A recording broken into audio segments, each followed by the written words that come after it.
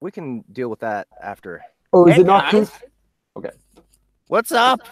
It's Sound Booth Theater Live, and we're live, and we're redundant because we have the name live in our title. But I just said live. Whatever. Hi. Thanks for coming. It's another edition of Sound Booth Theater Live, requests only. And on the Hangout today, we have Jakob Tanner, author of. I'm sorry, I need to go look at your title again. Oh, I forgot to pull up everyone's covers. Okay. Arcane Kingdom Online, The Chosen, a lit RPG adventure, book one. Say hi, Jakob. Hey, how's it going, everybody? Thanks for coming. And Jakob is going to be guiding me through the scene that he requested for us. But before we get to that, I'm just gonna let's see. I'm going to discuss the other books that we're doing today. And here goes the screen share. Infinite. Ah! All right. We're also revisiting RiftWorlds Online by Brian D. Howard. I believe it was just the last requests only that we did this one. And here's the cover. And then after that, we will be going on to Dawn of the Realms of Mordred by Steele Mimbs. And this was actually requested in November of 2017. So a little bit more than a year later, we're finally getting to this one. A year and a day. A year and a day later, we're finally getting to this one. I hope that Steele is able to catch the replay of it. I don't think he knows that we're going live with it at the moment. But hey, he'll wake up to a nice surprise tomorrow or something. But yeah, so Jakob, thanks again Hey. for hanging out with us. Can you tell us about your book?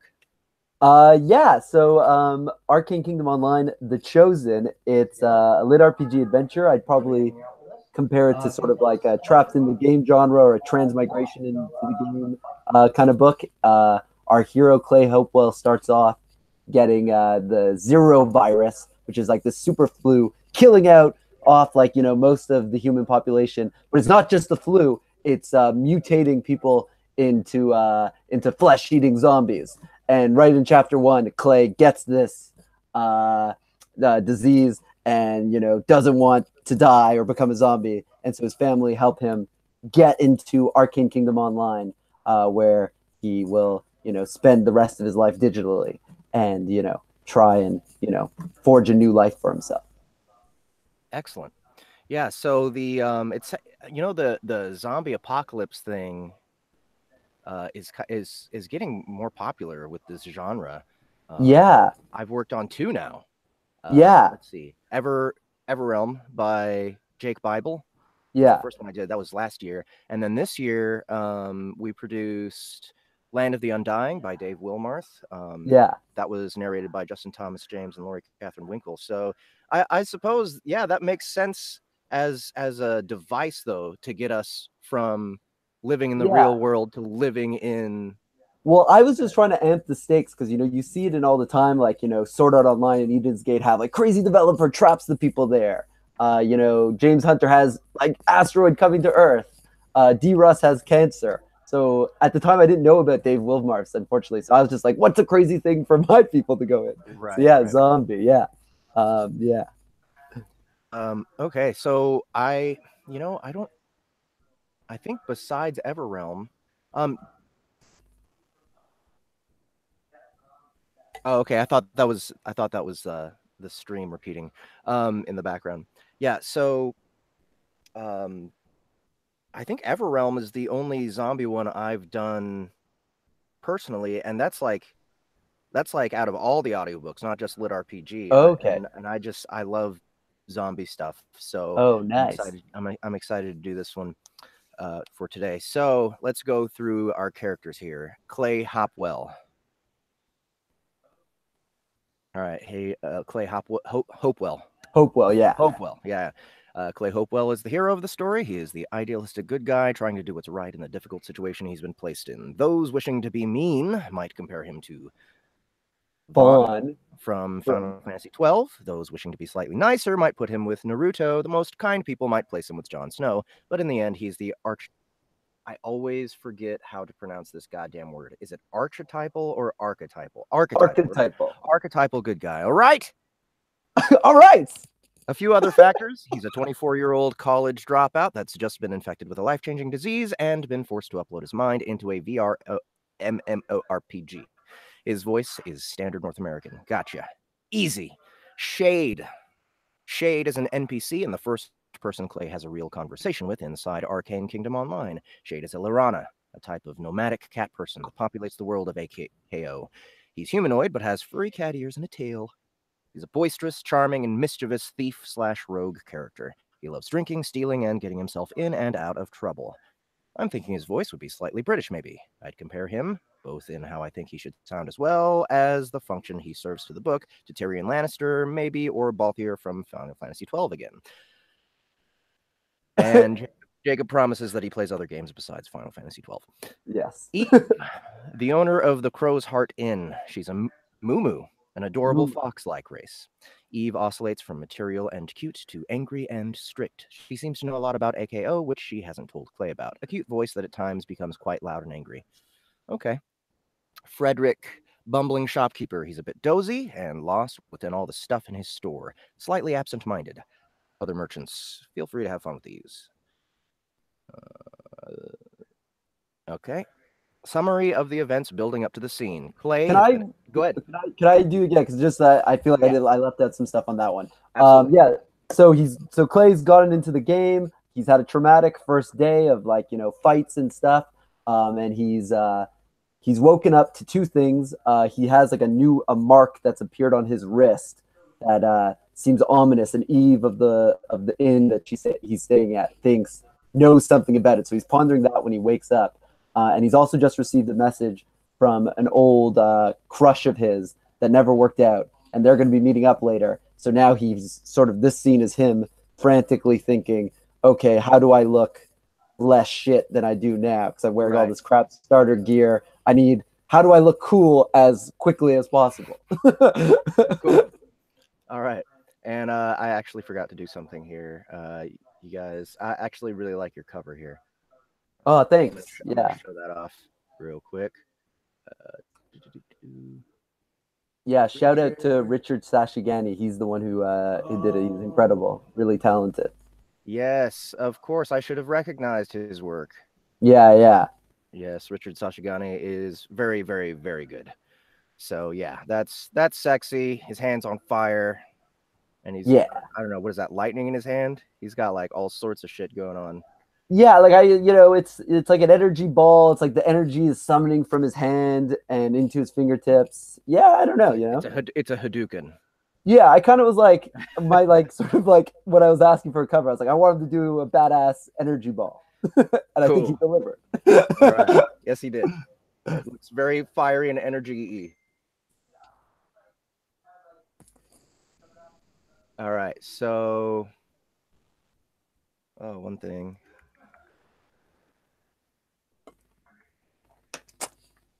Okay. Oh, here goes. Arcane Kingdom Online by Jacob Tanner. I rolled out of bed, still feeling groggy and strange. My stomach grumbled, demanding breakfast. I headed towards the door and had my hand on the knob when I stopped. The door clicked shut. Eve's voice echoed through my head. And Eve is the moo fox-like right. woman, yeah. You don't want to be walking around to town in broad daylight with a mark like that on your arm. The swirling dark whirlpool stared up at me, drawing me closer into its gaze. I pulled away and went over to the dresser. I found a pair of green leather gloves sitting on top. Okay, let's do... I did this one computer voice for Ray Johnson's little short story that I want to play. Yeah, play. Bust it out. New item alert. Leather gloves of the mind. TGH 3.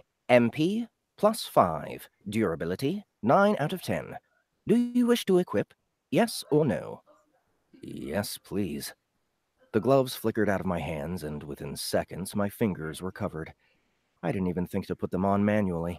The near-instant materializing was too cool to pass up. These gloves were awesome. The plus 5 MP bonus was a sweet bonus stat. It meant one more energy blast in battle before I ran out of mana. I'd have to thank Eve for these. They also did the trick of covering my wrists, which was their intended purpose. I would have to investigate this mark eventually. Right now, though, let's make it through the morning. I found Shade downstairs, sitting at a stool at the bar, with a half-full pint in his hand. His tail was wagging as he bantered with Eve. I guess this is him. Oh yeah, sorry. Wait, who's... This is Clay. It's Clay who speaks this line first. Yeah. Isn't it a little early for beer? Let's see. In my book, there's no better way to start the day, said Shade, taking a long sip. He licked off a lingering foam mustache with his tongue. Of course, I don't have an actual book. It's an expression, a figure of speech. I can't burp on command. I just can't. I'm sorry. I'm a terrible narrator. He burped. How many of these pints had he already slung back this morning? Don't mind him, said Eve, polishing the bar with a rag. Maybe she should have it? No, wait, is she an NPC or a PC? She's an NPC. Maybe she should have a British accent as well? Sure, do what you like. Sit down and have breakfast. It's not every day I have an Aerie passing through here. People say an Aerie's presence brings good luck. In my case, more customers. I walked over to the stool and sat down beside Shade. He nudged me with his elbow. Pint? I'm okay, I said. Suit yourself. Dilorana shrugged and took another slurp of his beer. I turned to Eve, who brought me over a basket of bread slices. Inside the basket was a knife and 2 small jars, one with butter and another with blueberry jam. Thanks, Eve, I said, as I picked up a piece of bread. With the knife, I spread a layer of butter over the bread slice, followed by a layer of jam.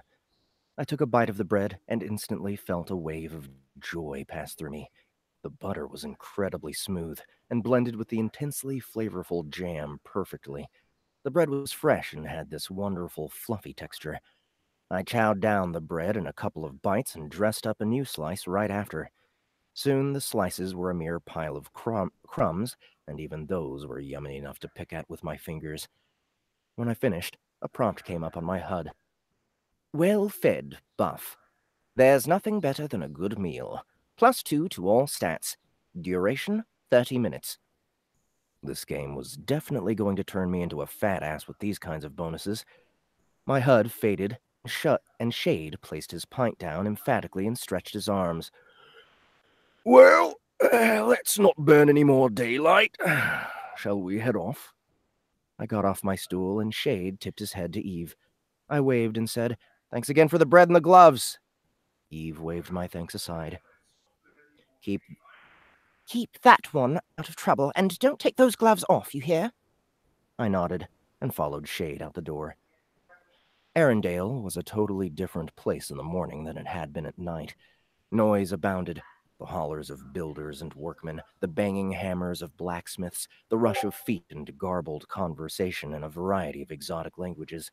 Airships swooshed above us, blocking out the sun and draping us briefly in their shadows, as they flew across the sky towards the major cities of Lairgard.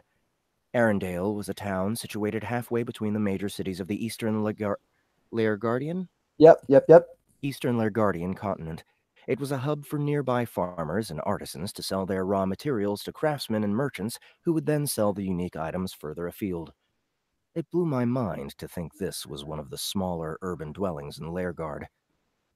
We stepped out of the Crow's Heart Alley and into a busy thoroughfare. What had been an empty cobblestone street the night before was now a bustling road full of market stalls. Under different colored canopies were dealers selling rare and powerful jewels, magic scrolls, high-level armor and weaponry, and everything in between. It was all far out of my price range, so I fought the urge to ogle over the cool wares. The thing I found most distracting were the food stalls. There were farmers selling fresh produce, thick, delicious carrots, bright green lettuce leaves, onions, turnips. One stall was serving mugs of apple cider, spiced with sugar and cinnamon. All the crates full of fruit made my mouth water. Everything I'd already tasted in AKO had been delicious. My hungry eyes told me the market food would be even more so.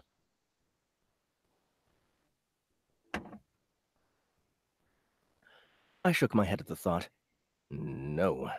I needed to sell the loot I'd gained from last night and get new armor and a better weapon if it had an affordable price tag. I'd treat myself to cider and pie once I was a successful adventurer. I turned my head away from the stalls just in time to dodge a man rushing past us, pushing a wheelbarrow full of boxed crates. He hurried ahead towards the aerodome with his delivery. We continued through the market stalls, ambling along, enjoying the gorgeous morning. A bright blue sky hung above with white clouds drifting aimlessly in the air. The day had a spring quality, with the warm sun and the gentle breeze. I was optimistic, excited for the potentials AKO had to offer. Sorry, I'm just gonna check. Chat. What's up, Buddha Cat? What's up, Alan? This is Arcane Kingdom. Just updating people. 9 people watching. All right. Shade, I said, grabbing him by the shoulder as he pushed his way through the crowd of merchants and passing travelers. Before we go to the guild hall, is there a merchant you'd recommend where I can sell my loot and pick up decent armor? Excuse me. Shade's eyebrows jumped with excitement. I know just the guy, and we have time to kill. Guild hall doesn't open until around 9 anyway. We hurried past a few more stalls and stopped in front of a building with a thatched roof and mullioned windows. Beside the wooden door was a sign engraved with a drawing of a sword, shield, and a pile of coins. A one-stop shop. A classic general store. The door barely opened. Through a tiny sliver, we managed to squeeze through. The inside was cluttered with junk, from dusty armor to old books with torn-away pages. I struggled to breathe in the musty shop. Oi! Frederick! You here? Said Shade, walking delicately through the shop, making sure not to knock anything over. Popping out from an indiscriminate pile of rags was a middle-aged heron man. Heron? Yep. Sporting a thick brown mustache. He raised his hands in the air and said, okay, and what was the direction on this guy again? He was the absent-minded, bumbling one. Okay. You can make him British if you want. If you want to stay consistent. However you want to do. Welcome to my shop, humble travelers. Please browse my wares and let me know if you need any assistance.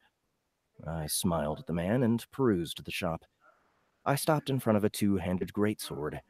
I reached out to pick it up, yet when I gripped the handle, I didn't have the strength to lift it out of its place.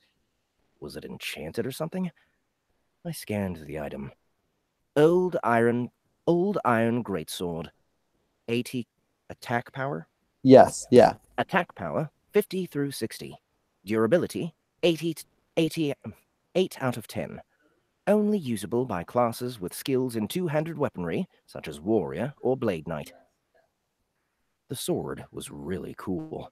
It made me question my goal to become a spellcaster. But then I noticed an epic staff hanging on a shelf in the back, and I instantly forgot about the sword. The staff was made of ancient wood, and the top of it held a jagged crystal. How much is that? Frederick the shopkeeper laughed. Definitely out of your price range is what it is. Clearly my status as a new player was obvious. I wore goofy bandit gear not fit for an Aerie. It was barely a cut above the gear everyone started with before they branched into more class-appropriate gear. Do you have any gear more suitable for someone like me? Frederick looked me up and down and rubbed his chin. You don't have an identifiable class, so your options are limited. But judging from your race and build, I imagine you'll want something on the more lighter side. Something good for a magic user, perhaps. I nodded my head. Sounds great. Do you have anything? He peered around. He peered around the cluttered mess he called a shop floor. How anyone knew where something was in here was beyond me. But clearly there was a method to Frederick's madness, as he suddenly had an aha moment and rushed over to me to one corner and dug out a dark green coat with matching pants. Green apprentice coat. Defense 11. Durability 9 out of 10. Green apprentice pants. Defense 9. Durability 9 out of 10. My eyes widened at the apparel. Along with my gloves and boots, this would push my bonus defense to plus 25, which would be amazing and go a long way to increasing my survivability. Plus, the aesthetic suited my airy build. It was elegant and had a velvety softness and sheen to it. It was the apparel of a kick-ass wizard. Or, you know, one in training. I'll give you a deal on both. How does 100 gold coins sound? My jaw dropped. My bank account currently stood at 0 coins. It was time to barter my items before I got attached to any other gear. Do you buy gear as well? Of course, said Frederick. What do you got for me? What do you got for me? I opened my inventory tab and unloaded the full set of rough leather Skren gear I'd taken off one of the bandits yesterday. How much for all this? Said Frederick. It's all a bit rough, but it's a decent full set. How does 25 gold coins for the armor and 10 for the sword sound? 35 gold wasn't nearly as much as I had been hoping for. The rough leather gear I currently wore would net me a further 25, which would get me up to 60 gold pieces. Still not enough, though. What about the Skren tails? How much are these worth? Frederick's eyes widened at them. I don't think he was expecting such loot off a beginner like me. I can give 20 gold coins for the 3 tails. That would bring me up to 80 gold coins, which still wasn't enough. Time to try a new tactic. I blinked my eyes and frowned at Frederick. Would you sell the set to me for 80? Frederick chuckled and shook his head. Nope. You already made it clear to me how desperately you want them. You'll get me the 100 somehow, I'm sure of it. Barter. Level 1. Failed. You increased your bartering skills by 0.1. I examined the prompt further, and a new page appeared. Bartering. Passive skill. Bartering is one of the primary skills of merchants and craftsmen, but can be utilized by all classes for a variety of benefits. Improve your bartering skills by negotiating with others and persuading them to see things your way. Remember, the best deals are when both parties walk away feeling as if they won. This was good to know for the future. I accidentally played my hand with Frederick, but I wouldn't let it happen again so easily. It did give me another idea, though. AKO had a pretty basic JRPG stat system for character leveling. The real meat and complexity of the game came in the form of all the other different skills and abilities you learned and leveled outside of your base stats. The bartering prompt was making me consider all the other crafting abilities available to unlock. Just checking the people one more time. What's up, guys? Hi, Sean Castler.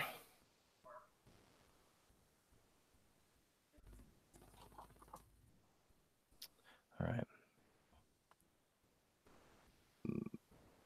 I asked Frederick to excuse me for 1 second as I headed over to Shade to ask him a question. The Catman was currently holding up a cotton ball of thread and holding it above his head, mesmerized. When I spoke to him, he snapped out of the trance. Shade, why are the Skren rat tails so valuable again? They're an uncommon delicacy, and can be used in cooking to make a variety of different things. I had a Skren sandwich once with mustard and Solmini cheese. Let's try that again. I had a Skren sandwich once with mustard and Solmini cheese, Shade said wistfully. I had an idea. I headed back over to Frederick and took him up on his offer to take the Skren bandit gear and sword for 35 gold coins. I then told him I'd come back to him later with the gold needed for the apprentice apparel. As I rushed out the door, Shade followed behind, saying, I don't like that crazed look in your eye, mate. What are you up to? I walked over to one of the produce stalls and asked for the price of a bushel of onions.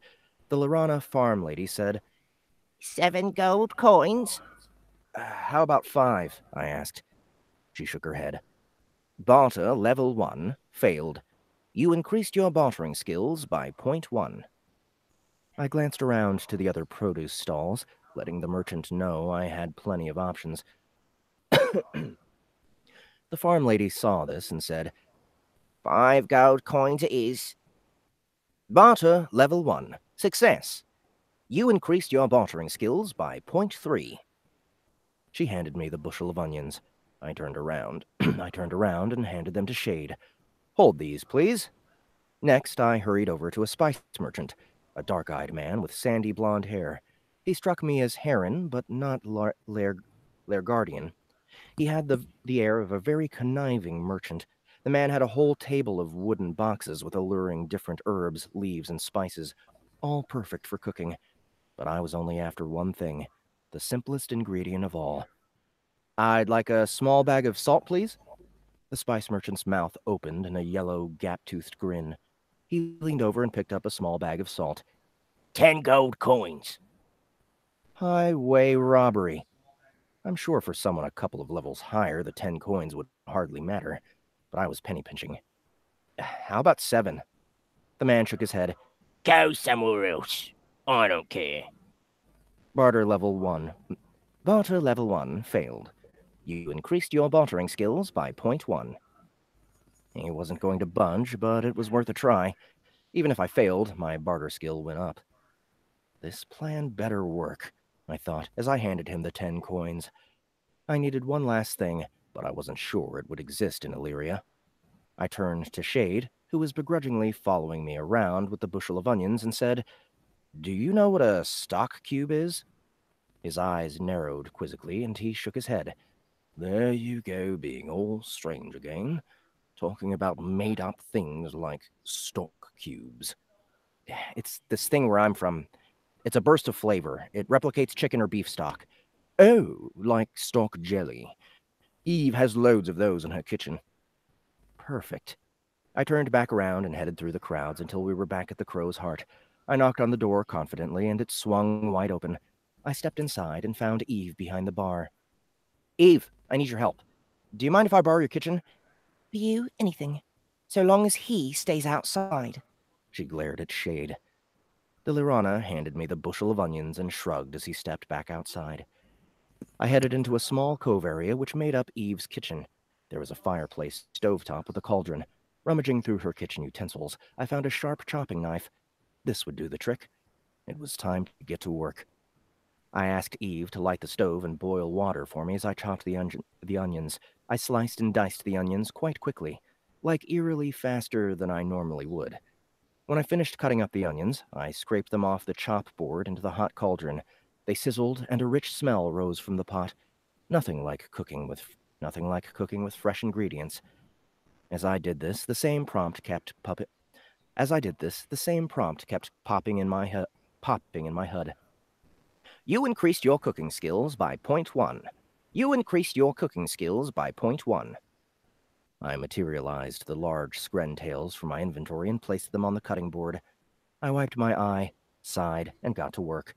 The knife sliced through the rat tail with ease. I chopped the tails up into cubes and then threw them in with the onions. Meanwhile, Eve was boiling a kettle of hot water for me, which I then poured into the pot. Next, I grabbed the stock jelly from the counter and threw it in. A bright light glowed out from the cauldron and a prompt appeared across my HUD. You have discovered a new recipe. Simple screntail stew. Ingredients: onion, screntail, salt, chicken stock jelly. A bowl of simple screntail stew offers you plus 30% damage against all scren. Duration: 30 minutes. Your cooking skills increased by 0.7. You've leveled up cooking. Craft to level 2. The stew smelt fantastic, and I had purchased the ingredients and made it all in under half an hour. The recipe was based off an old chicken stew one I used to make at the hostel when our cook was sick. It was an old, simple classic, but it appealed to the hungover travelers passing through our doors. I was happy to see the stew still worked with the new screntail ingredient. A finger tapped the side of my ribs. I turned around and saw Eve standing behind me. Are you planning on eating it all? She asked. Because there's a lineup outside. Hungry warriors and merchants had lined up outside, drawn to the crow's heart by the smell of my stew. This was going even better than I expected. Eve and I cut a deal. She'd provide the serving bowls, and we'd sell each bowl for 10 gold apiece. We had about 20 bowls worth in the pot. Since we had used Eve's cooking utensils, she wanted a cut of the profits. I said if we sold it all, I'd give her 40% of our cut. We sold out in minutes. We split the gold out, Eve taking 80 coins and me pocketing the rest. I greedily eyed my inventory screen as the gold coin symbol shot up to 140. Unbelievable. The game was offering me a potential whole other path of life. I didn't have to necessarily go around killing monsters and going on quests. The life of a craftsman, a restaurateur, was within my grasp. I thanked Eve again and hurried out back through the market and over to Frederick's. The apprentice coat and pants were still there. Are you still interested in the offer? Asked the portly merchant, picking at his mustache. Why did I say mustache? Mustache. Do you wish to purchase green apprentice coat? TGH, what is that again? Toughness. Okay. Toughness, 11. Durability, 9 out of 10. Green apprentice pants. Toughness, 9. Durability, 9 out of 10. For the price of 100 gold coins. Yes or no? I said yes. The number of gold coins in my inventory dropped to 40, and 2 new items appeared within my 5 available slots. I instantly selected them to be equipped. Instantaneously, my beginner leather gear was off, and I was clad in a long, dark green jacket falling just below my knees. The wool jacket came with a slinky hood, which I would keep down as to not look suspicious. Puffy trousers in a matching color hung below my waist over my rough leather boots. The dusty mirror revealed someone who had a firm grasp of magic and the ability to summon fire with a flick of their fingers. One day, maybe.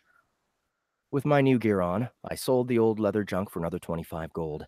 I didn't want it taking up space in my inventory. Which reminded me of something. Do you have anything to increase inventory space, Frederick? Yes, said the shopkeeper. Give me one moment. He rummaged around and brought over a simple brown leather backpack. This is an apprentice backpack. Gives you 15 additional slots of inventory space. I can sell it to you for 65 gold. All my money, huh? The extra inventory space sounded nice. Less item management. How about 40 gold? I said. You know, because I've bought so much from you already. It was a lowball bid, but I hoped he'd meet me halfway. Instead, he nodded and said, Works for me. Barter, level 1, success. You increased your bartering skills by 0.4. You've leveled up bartering, passive skill, to level 2. I walked out of the shop with my new backpack and gear. Well, don't you look good, said Shade, leaning against the wall outside of Frederick's shop. Ready to visit the Royal Knights of Lairgard? Hell yeah, I said, gripping the handles of my recently acquired backpack as I strutted down the road, showing off my new and slightly less noobish look. And that's it. So that was Arcane Kingdom Online. That was incredible, man. That was awesome. Yeah, and you know what? This is well written. I like the way it flows. It's fun to go through all the crafting, and I like the way the crafting feels kind of natural in this. In this cheers. World. Yeah. So yeah, guys, that was Arcane Kingdom Online. If you liked it, you can go pick it up on Kindle. There's a link below in the description if you want to go check it out. And Jacob, thank you so much for coming and hanging out with us and requesting. Do you have anything else you want to say to people before you head out? Yeah, I just want to say thank you to everyone, to you, Jeff, and everyone at Sambooth Theater. I think you guys are doing an incredible thing and just contributing to the overall LitRPG and game lit community. And it's absolutely incredible and such a huge honor to be here. So thank you so much. And thank you again. And thank you for requesting. And we'll see you again sometime, I hope, if you request again. So that sounds amazing. Yeah, I'd love to. So yeah, I don't know. You want to join the viewers in the chat and maybe talk to people there? Yeah, sure. Yeah, I haven't been paying attention. I was focused on hey everyone. Yeah. And I would and if I could do one last shout out, I just want to say just a larger thank you to the whole Lit RPG community in general, Lit RPG and Game Lit community, because everyone's just been really kind and generous with their thoughts towards me and the book, and it's been a dream come true the last few months or the last few weeks since the book came out. So thank you so much. Congrats on your success, man. Yeah, thank you so much. All right, cool. So yeah, go ahead and hang up, and then we will move on to our next request. I'll just so I'm just figuring out how to do that now. All right, good night. See ya. Later. All right, cool. So that was a fun one. Maybe he'll request again, and we'll get a little bit more of an action scene or something to see what these people can do.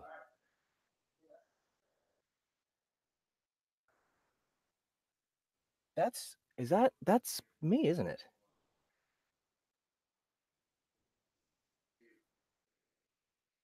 Okay, I have to figure out where that's coming from. I don't know. The YouTube video is playing somewhere.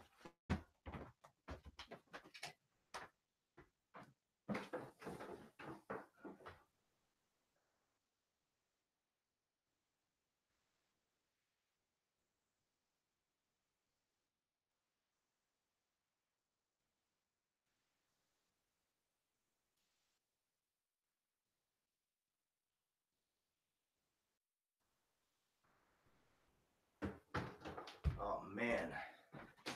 Was that happening the whole time? My other computer downstairs, even though it was asleep, was playing the video. Was playing the stream.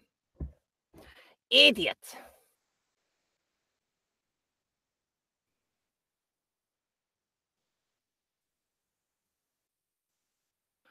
All right, so we're going to move on to our next request, which will be RiftWorlds Online Book 1, Space Opera Insertion, a LitRPG Sci-Fi Adventure by Brian D. Howard. So, I do so many of these.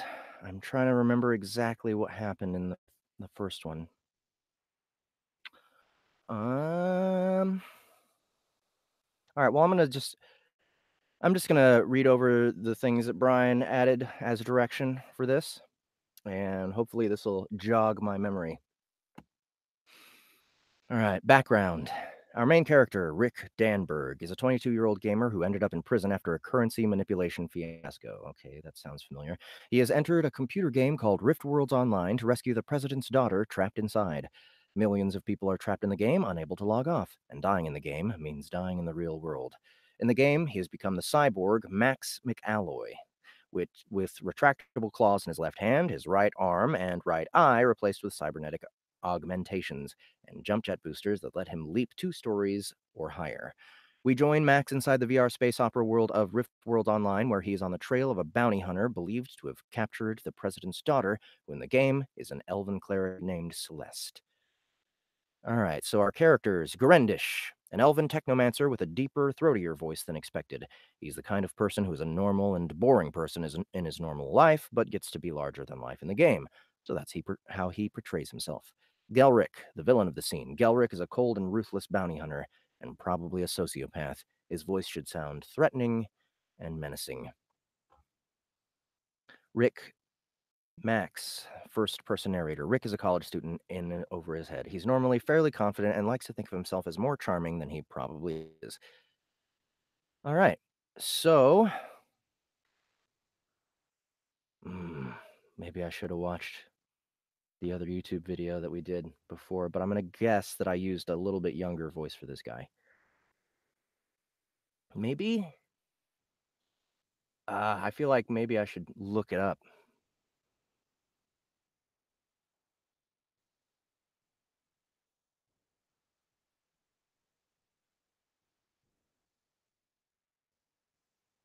Okay, let's see here. By the way, guys, we're at 851 subscribers on the YouTube channel, which is fucking amazing. So thank you guys so much. Thank all of you who are here regularly, who are here, new people. Thank you for coming. I'm glad you're willing to try out new things here. And I hope that you like what's going on, and that you will share, like, and subscribe to this channel, because we just keep doing this. We should have another Sound Boothier live happening this week sometime, maybe, with Justin Thomas James, but we'll see. Well, we just keep them coming, and we always put up our promos and everything on this channel too. Ah, awesome! We just got a new subscriber. Thank you so much. All right, so here goes. I'm actually not gonna look up the voice because it's gonna take too long. I know it's gonna take too long. So I'm just gonna hope that I get it right. Chapter 17. The Lucky Star sat surrounded by a parking lot arrayed with hovering and wheeled bikes more than cars. At this point, about a third of the spaces were claimed. The building itself was a decent height, but with no windows, Oh, this is first person. The building itself, well, I guess I'm gonna go with my regular voice, actually. The building itself was a decent height, but with no windows, I couldn't tell if it was one very tall floor or two normal ones. I circled around, curious about the acutely pointed corners. If I had the image right in my mind, the overhead view would be a six-pointed star. Yeah, lots of originality going on there, huh? The entrance was obvious and appeared unguarded. Oh, wait, yeah, okay, so he's kind of got a little bit more of an attitude. Let's try this one. The entrance was obvious and appeared unguarded. Unguarded. I took position at a bus stop with a clear view. For all I knew, he was already inside. If I didn't see him after an hour, I'd go inside and wait there. For the moment, out here was safer. I had a clean line of sight, something I might not have inside. And then I saw the guy. Commander Trell wasn't kidding about him being easy enough to recognize. The boots alone would have done it. Blood red, clear up to his knees, swinging one in front of the other with confident swagger. At the same time, he walked like a woman in tall heels. A dark purple armor vest over a black t-shirt and gray cargo pants seemed identifiable, yet nondescript at the same time. The cap was straight-up biker leather, dark blue with a short black brim. The goggles resting above the brim lent a steampunk flair to it. What if this was another player and not an NPC? That gave me pause while he walked in. That's what I'm doing. That's Felix. Well, not quite Felix. Let's see. Super sales. Let's see. Felix would sound more like this. A large pistol sat on his right hip, while a smaller, sleek one lurked under his left arm.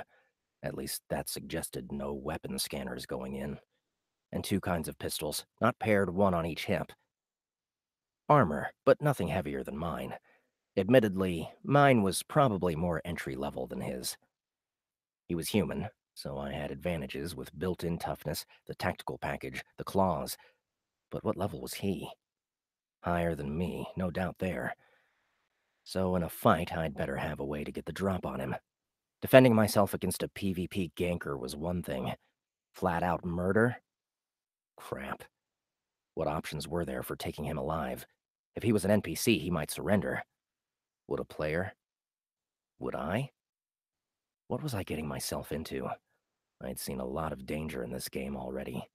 If game was even the right word. The stakes were on the high side for a game. Prison might not have been fun or entertaining, or have anywhere near as much to see.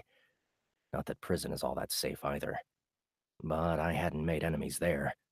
I didn't have friends, but I didn't spend as much time looking over my shoulder as I had here.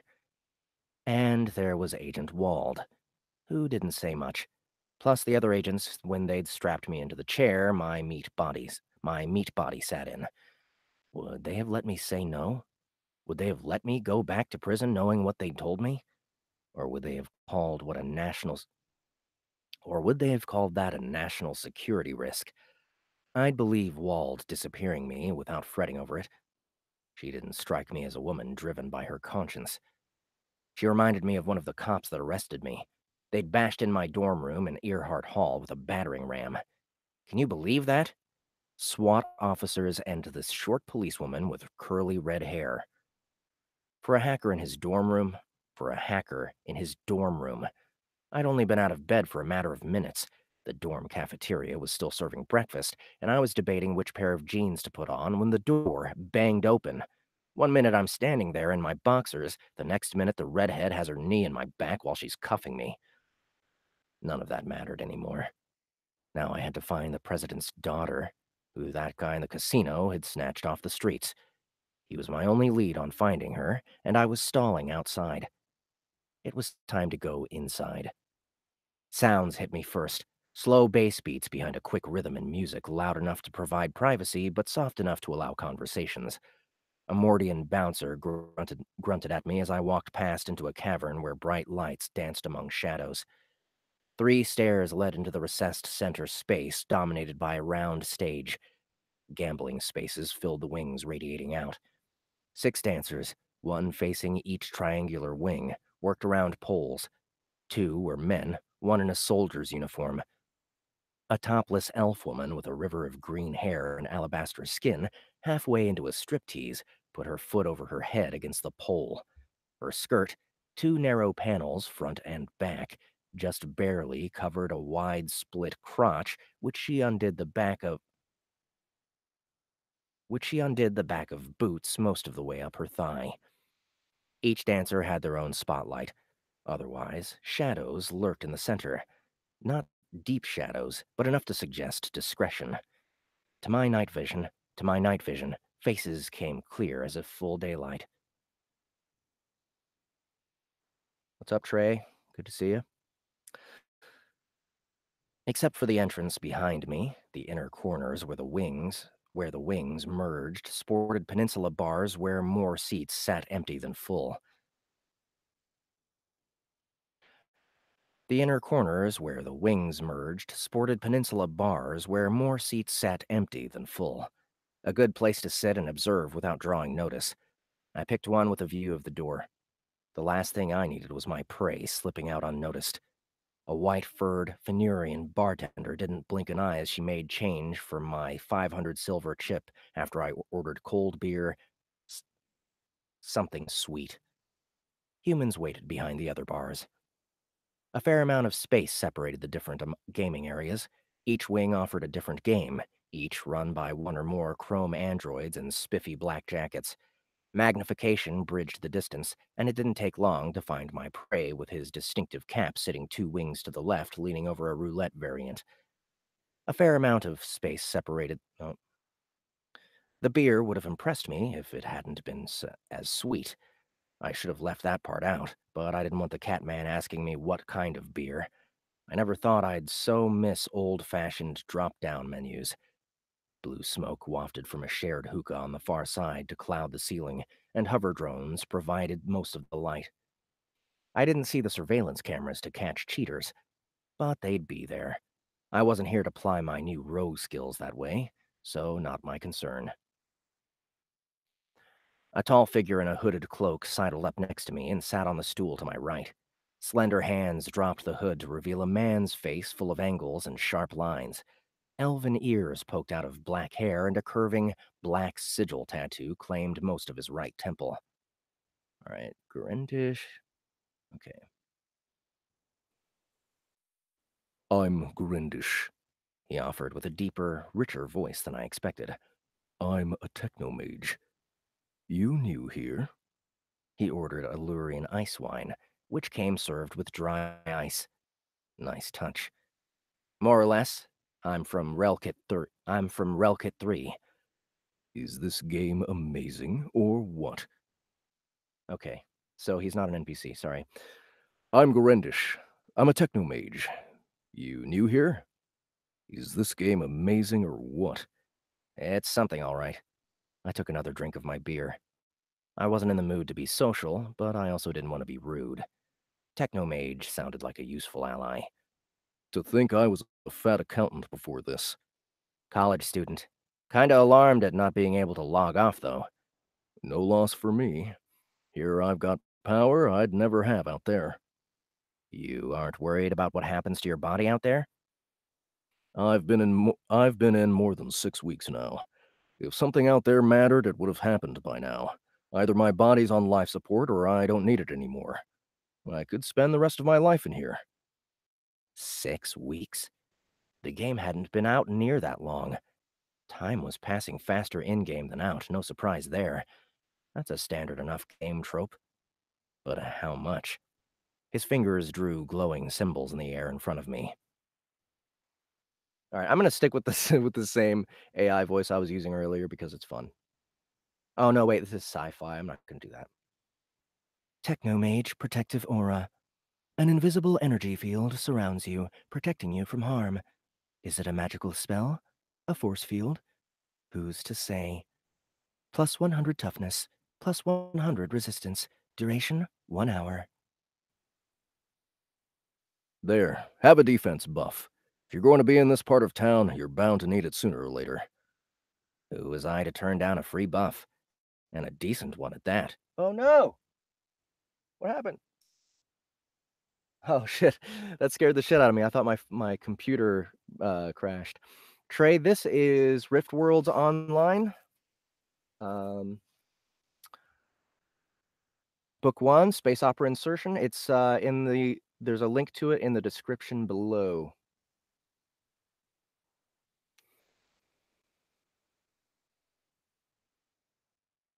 My prey left the roulette area.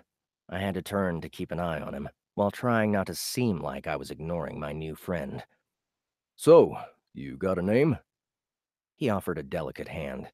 The black armor on his sleeve wasn't fantasy chainmail.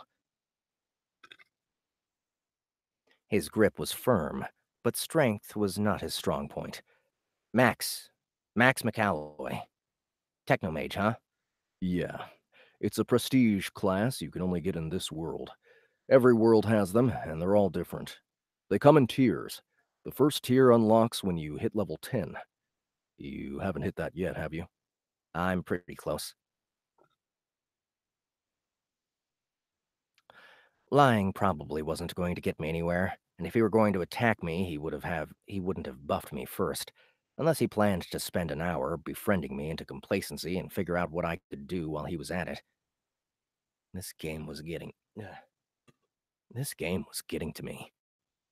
My prey still sat playing cards with 3 women.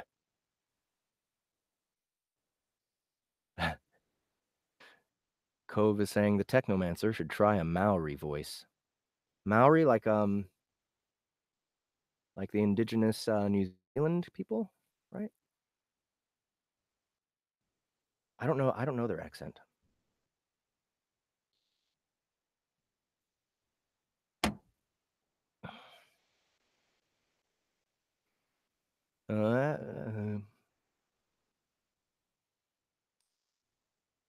With the magnification the tactical package offered, I saw them at least as close as he did.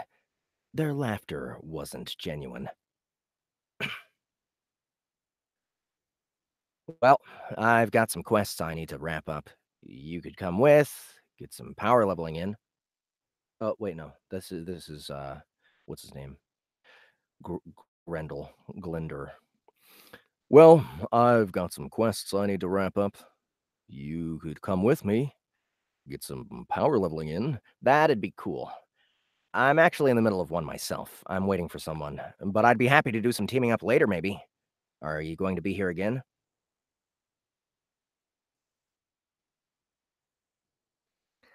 Could I recruit him to help? Could I trust him? It wasn't like I had much to offer him. I'm in here most nights lately. I can make some good money in here. Swing by tomorrow night and we'll see what we can set up. Take care, Max McAlloy. He finished his drink and set the frosted glass cup on the bar. His cloak billowed behind him as he walked away. Help would have been nice, but there wasn't time to figure out if I could trust him. The 3 women collected up chips and straightened outfits as they rose from the table. Where was Gelrick? I slid off my bar stool.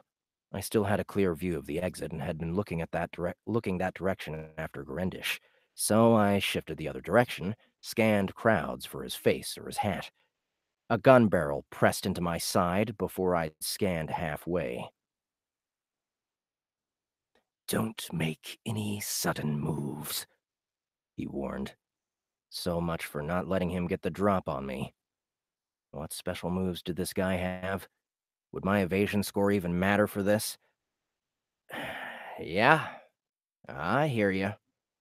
If only this once de-escalating something worked. We're going to go outside, you and me, and we're going to talk about who sent you. I don't know what you're talking about. Sent me? Did he mean in-game or out? Don't mess with me. The gun pressed harder. Now move! He walked behind me, keeping close. If the bouncer at the door realized what was going on, he didn't show it. I didn't want the Mordian involved either. Gelric guided me around between two star arms and turned me around. The pistol under his arm was still there. His gloved fist clenched the bigger, meaner one. Now, who sent you and why? To the casino? I saw it on the map. Not a lie. You're looking for the girl, are you? Do you know where she is? Time to try a different tack. He stepped back and his expression changed from stern to uncertain. Another step back and the gun looked a lot bigger inches from my face.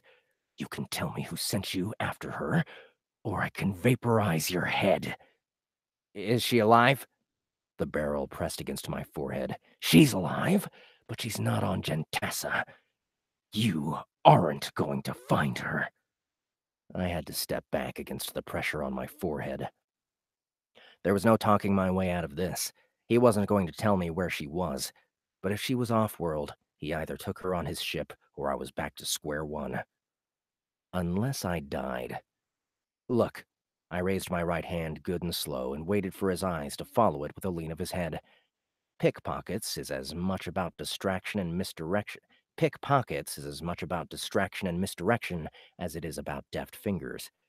His pockets weren't the goal, though. I stepped aside hard to the right. In the same motion, I slashed at his hand with claws that slid out on the way. Class ability unlocked. Rookies faint. Tricking your opponent is a classic rogue move. Adds your agility and intellect to your next attack check. Cooldown, 10 seconds. Sneak attack critical. Sneak attack critical hit. 96 damage.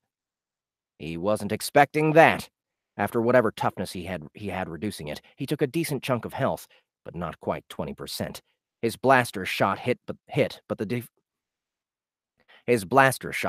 defense buff dissipated most of it. I'm sure it would have done a lot more than 21 damage otherwise. He also wasn't expecting that. He caught me with a surprise kick that knocked me down before he ran off. I hurried to my feet and sprinted after him. He was fast, but I was faster. I tried a pistol shot on the run and wasn't surprised it missed. He jumped on a bike, which rocketed up into the air. Crap. Other similar bikes sat all around. It took an agonizing amount of time to hotwire one before it started, and I took off after him.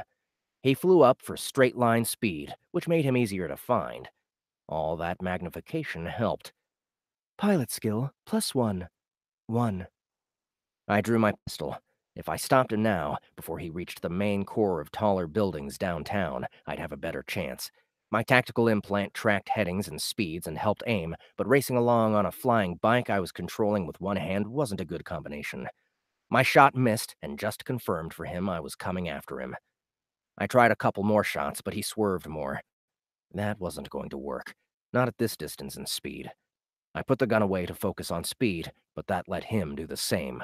I heard somebody say once, when everything else was equal, a race came down to who was the better driver. In this case, pilot. Almost by default, that had to be him. He reached taller towers and swerved around one. I raced to catch up and hadn't lost him yet. Corners came hard and fast now. I clipped the edge of a building, taking a turn too fast, too wide. Yes, he was the better pilot. I know. You're shocked. Traffic wasn't heavy, but came at different levels here. Ground traffic streamed below us, but he dove between horizontal layers of traffic crisscrossing at different elevations. Up and over, hard left. Diving down through cross traffic, I had to go wider to veer around. The guy was a maniac. Or just fearless. Skill gains came, piling up on each other as I just avoided being pancaked by a hover truck. People on a balcony dove for cover. He dodged up through another intersection, too many moving vehicles for my implant to give me a safe path through. That left me no choice but pass under it and correct a block later. Suicide wouldn't help, but if he got away, would I ever get another chance? I grazed another wall, rounding a corner into oncoming traffic.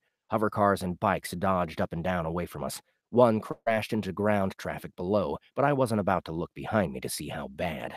I followed him up and around a dark green tower into a long straightaway. He pushed for speed, but I drew my gun, feeling it come alive through the weapon link. Targeting displays lined up, and I grazed his bike.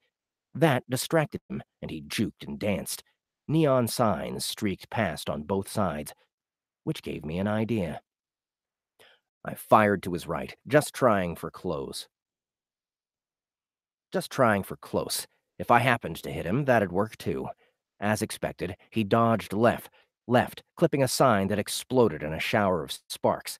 His bike shuddered, damaged, and he reached the end of the long buildings and turned again. I made the turn, following him, but not by much. Now black smoke leaked from his bike. He dove through yet another layer of cross-traffic, which closed up and blocked me. By the time I slipped around, I didn't see him anymore. I'd lost him. Yes, I swore. I had to think. And then I had it. I knew where he'd head for as soon as he thought he was safe. I zoomed up. Wait, I'd lost him. I totally delivered that stupid.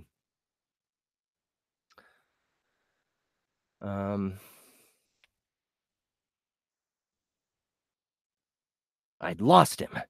Yes, I swore. I had to think. And then I had it. And then I had it. I knew where he'd head for as soon as he thought he was safe. I zoomed up for altitude and a clearer view. The city spread under me, and I got my bearings.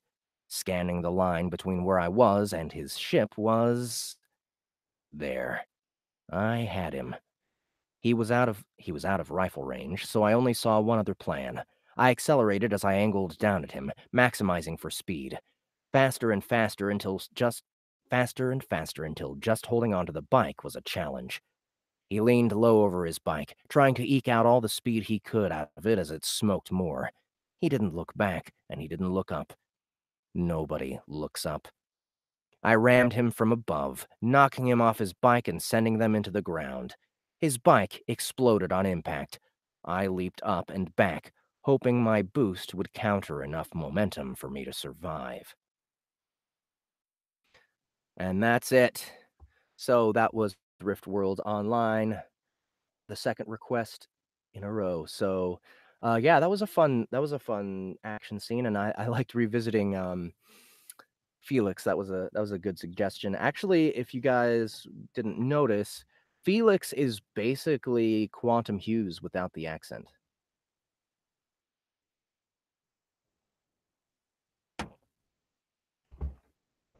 Just coming from that same surface right here. He just sounds like this, no accent. Then you add the accent and you have Quantum Hughes. So I really like doing that voice. Even without the accent, it's fun. All right, so our last request, which was the oldest request on the poll, Dawn of the Realms of Mordred by Steele Mimbs. And that was on the request poll for a year and a day. So he's finally getting his reading, and hopefully other people will find,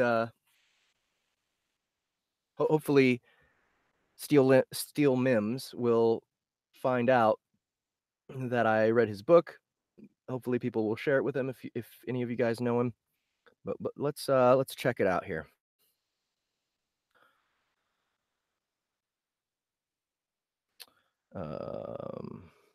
Dawn of the Realms. And remember, guys, where'd it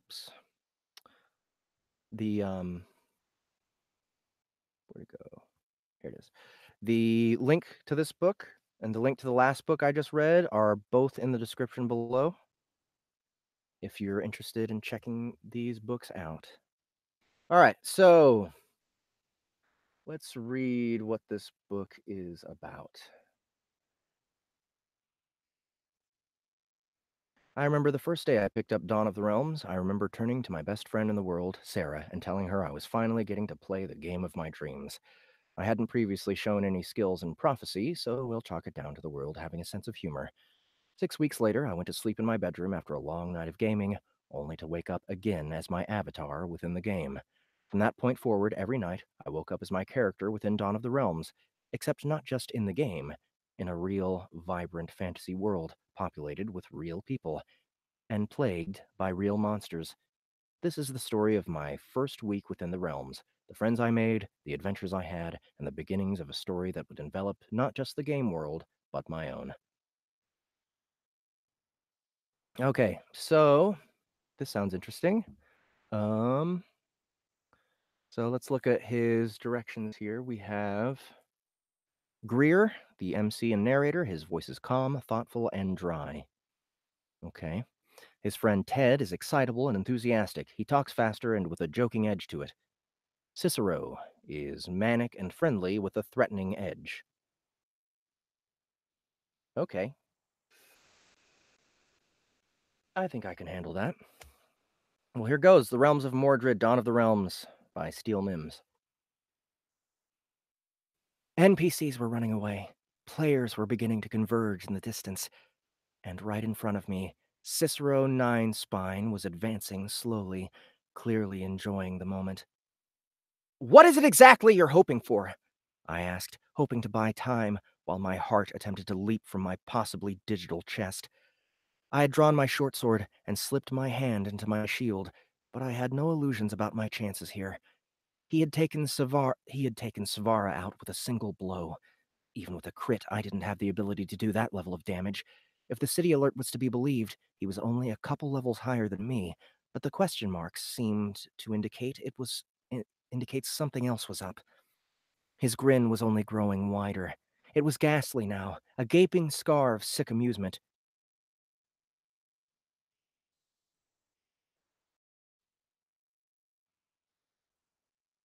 It's pretty easy, my dear friend. I have yet to die while like this. I wish to find out what happens. And suddenly I went from slightly worried to mostly terrified. Sarah had mentioned it earlier, and I'd thought of it, but I'd managed to treat it as a future conjecture to be looked into. Now, though, the future had arrived, sooner than expected, carried along the blade of the grinning maniac in front of me. Well, if that's all, I can explain that, I said, inventing wildly as my eyes darted around trying to spot an escape. Oh? He seemed quite interested, and his blades lowered ever so slightly. Not a lot, mind you, but it wasn't like I was about to get a better opportunity. So I took it as my cue to run for all I was worth in the other direction. Cicero promptly screamed something that I utterly ignored in my efforts to escape. As I began to move, the low sound of strings and drums began to fill the air. Yet another one of the content creation engines that were said to be attached to Dawn of the Realms was some manner of soundtrack engine. By default, the game was only filled with ambient sounds that made sense for your surroundings, but it was known that at certain other times an actual soundtrack would kick in, based upon the scenario. I'd only encountered it once before, but luckily for me, it turns out the game thought my impending death would be more exciting with some up-tempo string quartet set to it. I ran through the streets, barreling down the frozen lanes as the city exploded into action around me. The excited yells of players were audible over the ever more distant screams of NPCs fleeing the area. I could hear Cicero behind me, but luckily I'd been able to gain a small amount of distance from my momentary distraction, enough to give me a bit of breathing room as I tried to grow the distance between us. As I was running, a ringing noise announced the arrival of a chat window. "What the hell, man?" Ted said. "Look, whatever's going on between you and Sarah, I don't really want to be the go-between." A cackle, an honest-to-God cackle, came from behind me, and moments later, a dagger lodged itself into my shoulder. 60 damage. I was too out of breath from running, and too hyped up on adrenaline, and too busy thinking about the fact that my body had adrenaline to allow myself to scream.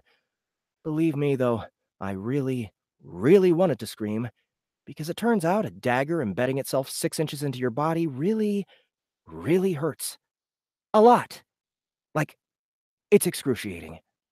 I can't recommend it.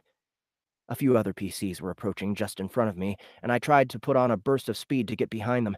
The goal gave me something to focus on other than the massive pain that was throbbing in my shoulder, and if I was lucky, they'd slow down Cicero for at least a few seconds. Look, did you finally make a move or something?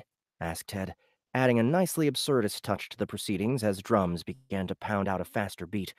Or did she? Either way, I can't say I appreciate being in the middle of this.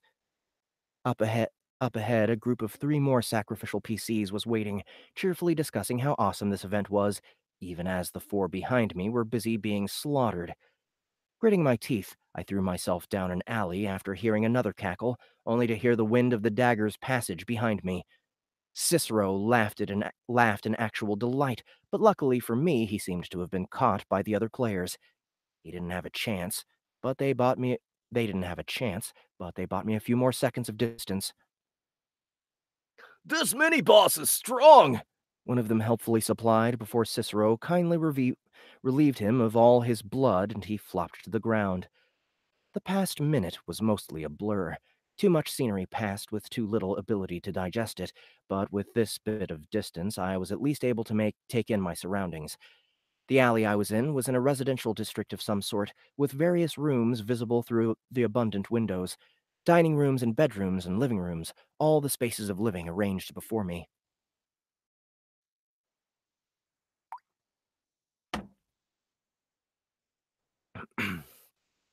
For the moment, Cicero wasn't in sight, which meant I had a chance to lose him. I considered ducking into one of the many doors in the alley. I was going to do it, too. Once I was off the streets, it'd be a simple matter to ditch Cicero. I looked around at all of those inviting, safe spaces full of warm fires and terrified faces. There was a family huddling together, the father and mother kneeling with their arms around their 3 children. They were NPCs, obviously. They were just window dressing. And I couldn't bring this into their home. I just couldn't bring myself to do it. I'd spent the last hour or so talking to them and laughing with them and listening to their jokes and hopes and worries. Whatever they weren't window dressing. I was the one who didn't belong here, and I would not bring death into their homes. I put on a boost of speed, ignoring the sharp pains in my shoulder, and finally began to think. Running wasn't going to work. I had to face him. Past the alley was some manner of town square, which is as good a place as any. I made it to the opposite side of the area, some 100 feet or so. I grit my teeth and reached up to pull out the dagger. The pain began to fade down to a more manageable level as I dropped it to the ground. I looked up again just in time to watch Cicero's arrival.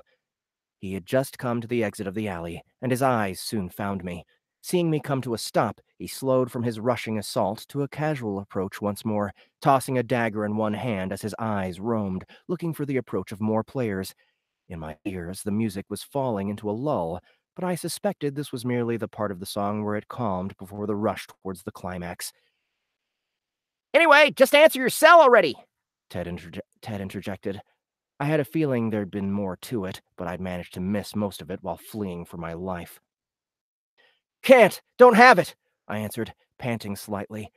Since I had technically been in combat since he began his attack, I hadn't been able to run with unlimited stamina. Instead, I depleted it pretty quickly and had soon felt the full effects of exhaustion while running. Then use VoIP, I don't care. Just stop involving me in your lover's spats. Then Ted cut the feed before I could correct him. Typical. It was a valiant effort, said Cicero. Nope. It was a valiant effort, said Cicero, voice low.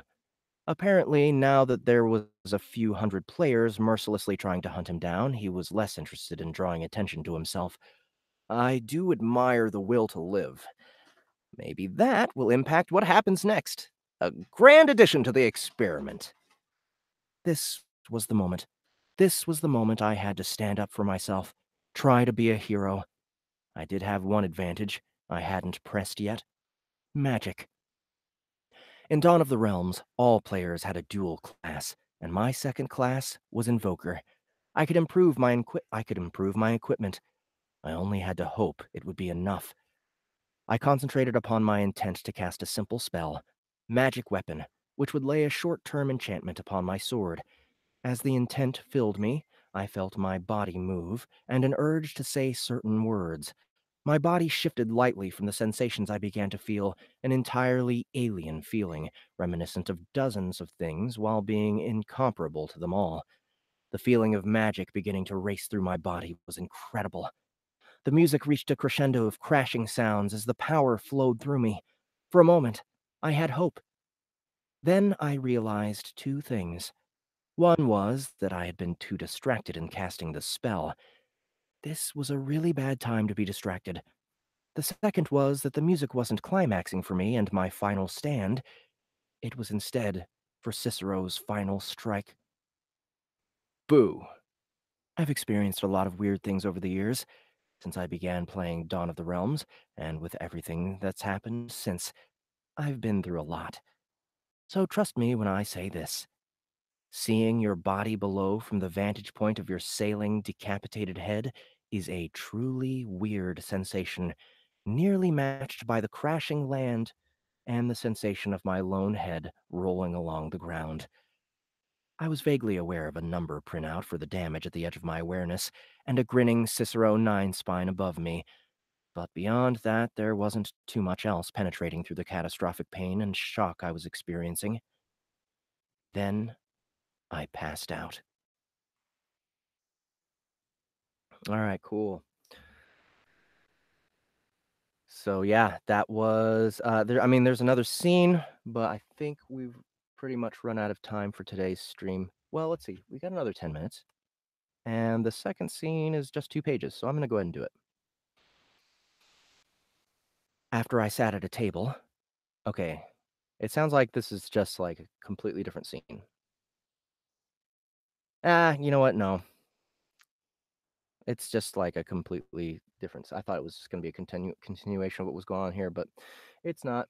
So, yeah, that'll be our show for today. So, thank you everybody. Thank you again to Jakob Tanner and to sorry.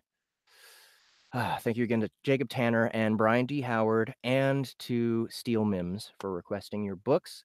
I hope you guys enjoyed watching.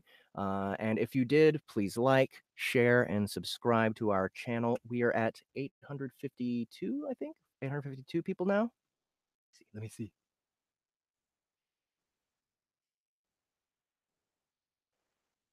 855 subscribers. We got 4 subscribers today just from starting this stream. So thank you again so much. 145 more till 1,000 subscribers, and that'll put us in the running to be able to actually monetize these videos. I don't know if I want to do that. I don't know if I want to have ads on this stuff. But you know what I might do is start a Patreon at 1,000 subscribers.